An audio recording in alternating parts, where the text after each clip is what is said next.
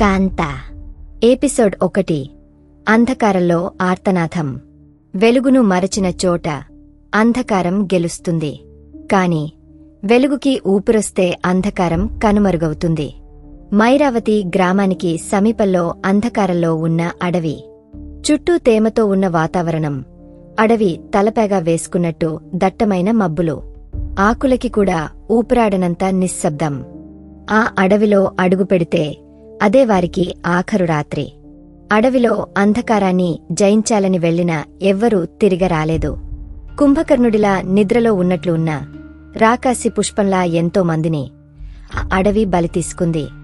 ఆ అడవిలో ప్రతి వృక్షం పిశాచ స్వరూపం. అక్కడి మరణాలకు ఆచూకీ లేకపోవడంతో ప్రభుత్వం అడవిని నిషేధిత ప్రాంతంగా ప్రకటించింది. అదే అడవి లోతుల్లో పొడవైన గాలిగోపురం.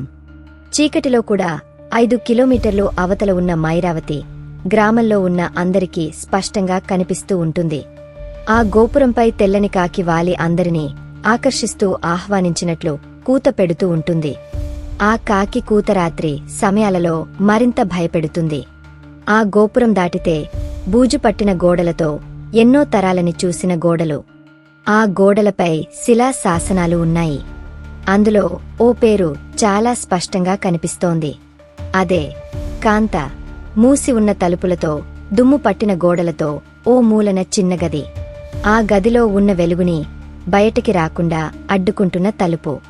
ఇలాంటి వింతైన వాతావరణం ఇంకెక్కడ ఉండదేమో. అక్కడే ఈ కథ జరగబోయేది.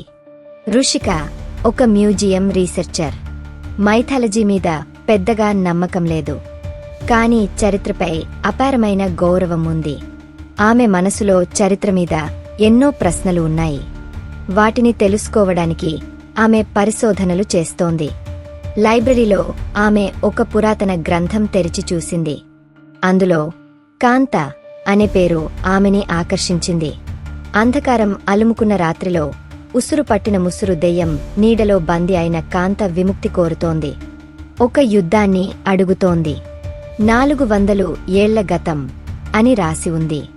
రుషిక ఆ పుస్తకంలో ఉన్న పాత స్క్రిప్ట్ చదువుతోంది. కాంతే మా కంటికి వెలుగు. కాంత మా చీకటికి విముక్తి. పాపాత్ముడి శాపంతో ప్రాకారంలో బందీ అయిపోయింది. ఆమెను చైతన్యం చేస్తే వాడి రాక్షస క్రీడకి అదే చివరి రోజవుతుంది.